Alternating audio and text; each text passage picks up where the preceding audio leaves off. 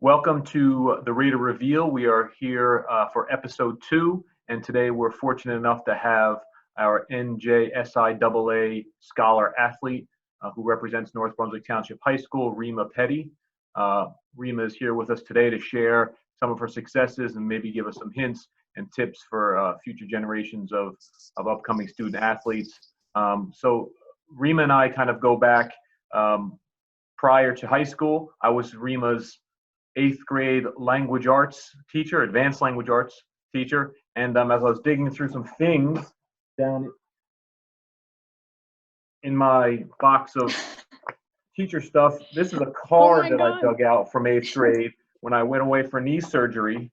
And the students put this together, and I dug it out of my crate, and inside I found a little thing that Rima wrote here.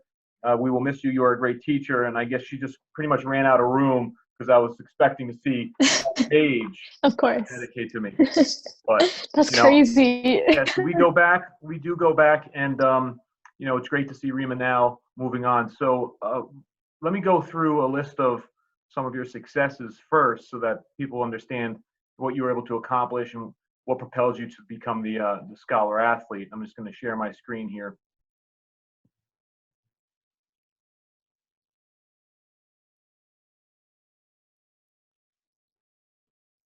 Give me a second. Get this out of the way.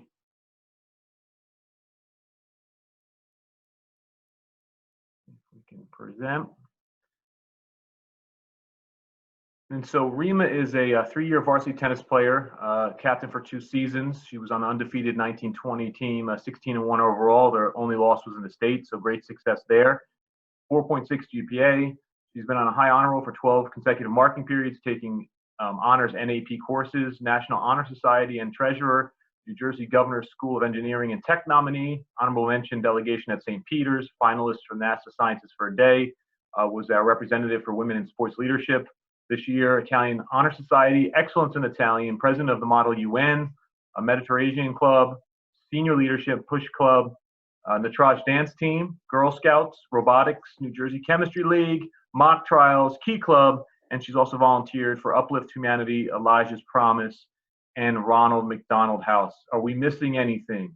I don't think so. No, I think it's pretty extensive, but you've been involved in so many different aspects, both in and outside of school. Have you committed somewhere for next year or for your next 4 years? Yes, just last week I committed to Georgia Tech. Wow, congratulations. And what are you going to be studying? I'm planning to go into mechanical engineering with a minor in comp sci. Oh, wow.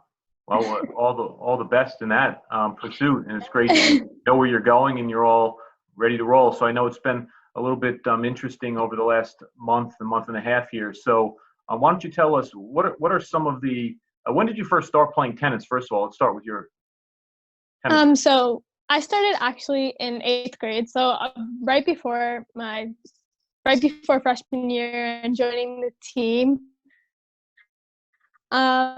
And I wasn't playing competitively at that point. I was just learning, like picking it up. I really got into tennis my freshman year because once I got on the team, I realized how much I liked it. I put a lot of my effort in my freshman year to try and make varsity for my sophomore year.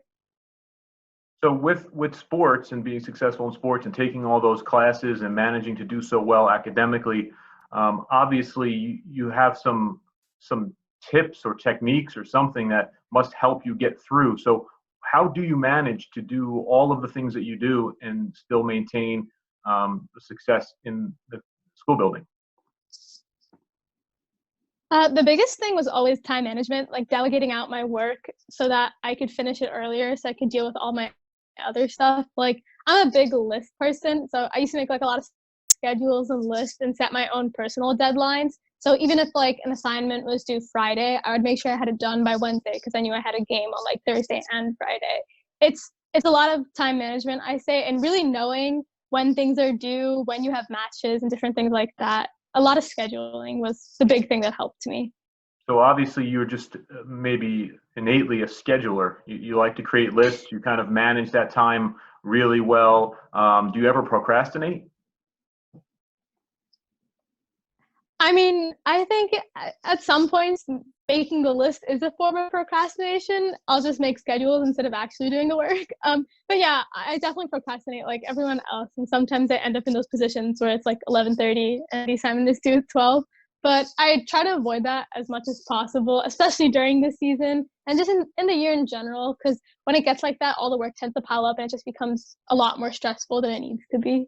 Yeah, I guess a lot of it just becomes knowing what expectations are for what teacher, for what class, for what job or responsibility, and then being able to manage your time based on, what needs to get done in what thorough manner for one place, and maybe, in another area is not asking for as much, right? So I'm sure that that's helpful. Definitely.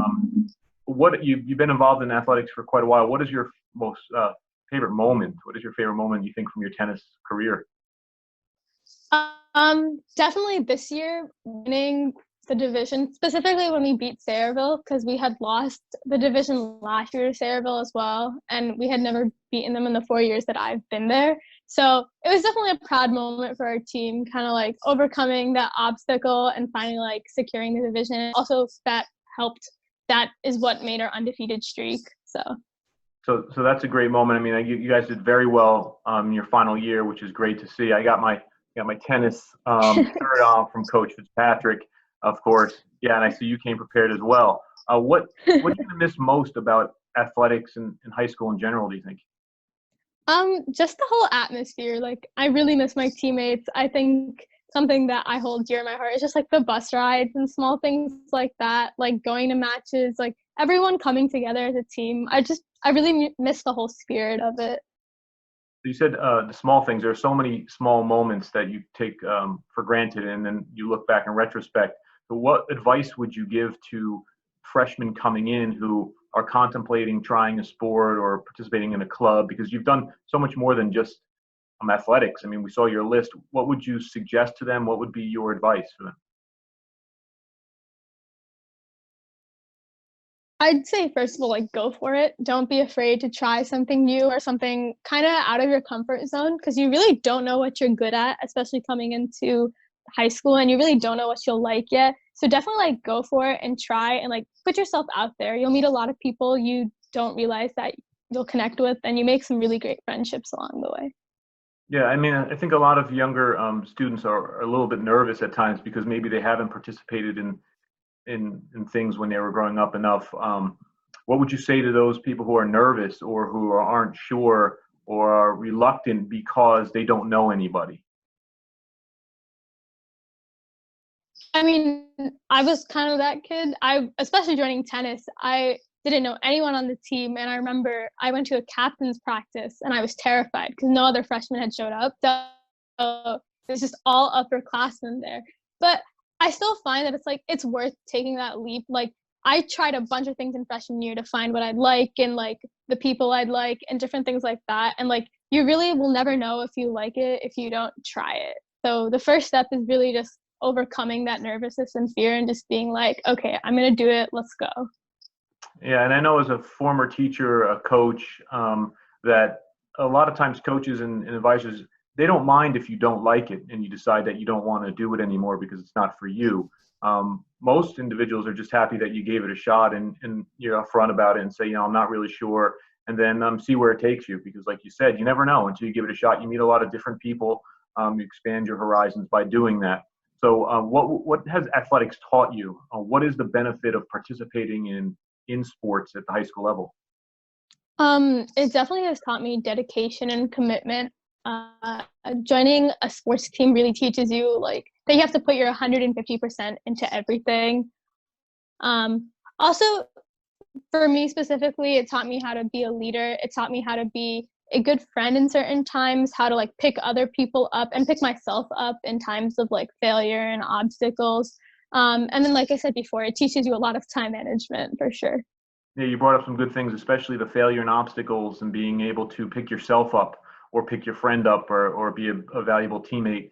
Life is filled with obstacles and challenges, and it's really a lot of times how you rebound from them, what you learn from them, not whether or not you were successful in the first time. So, I mean, I think that's exactly what you're talking about, and that's a great point. What, in the end here, what has volunteer work showed you? I mean, I've seen that you were involved in some volunteer activities. What did you learn from that, and what was the best part about that?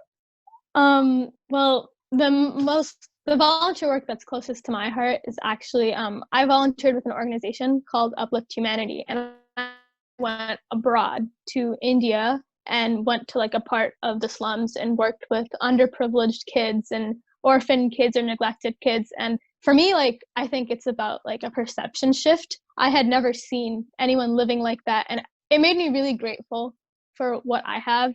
I think volunteer work really opens your eyes about the things you can do as a person, the impact you can have on other people, other kids, but also the things you can learn and become exposed to when you put yourself out there and actually try to make a difference in your community. I mean, that must have been an incredible experience and pretty humbling. What is something that you noticed the difference between where you are here in North Brunswick and where you went? What were some of the things that first struck you? Well, I'm very grateful to be privileged and to have what I have, but going there, I think the biggest thing was seeing the things they were grateful for.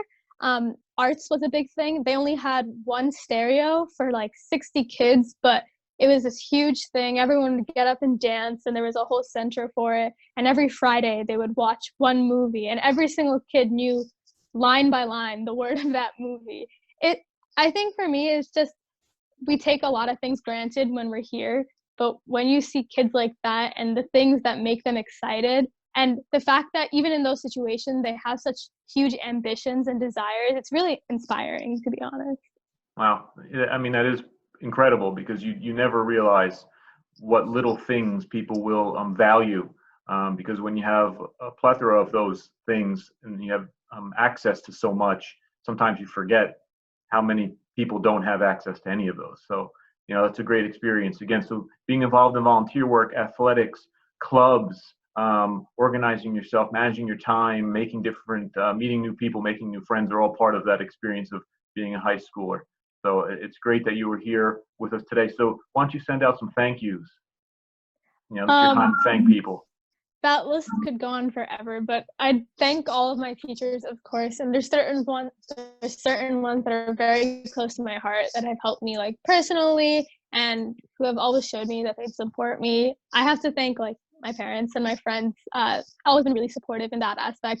And just at the high school, like besides teachers, like I've had club advisors that have always like believed in me and pushed me to be better, and my coach, of course.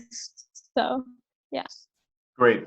And thank you again for coming on, for talking to us, for giving students who are either in high school now or coming up some pieces of advice, and hopefully they'll get involved as much as you have, and they'll learn to manage their time or make lists or do something that's a little bit different. And even if you're not a list maker, you can find success by just figuring out who needs what, who's looking for what, when things are due, and asking for help when you need it. And there are a lot of people at the high school who will be there to help. So I really appreciate you coming on, and we wish you the best of luck in your next 4 years and everything that you aim to do. So thank you for having me.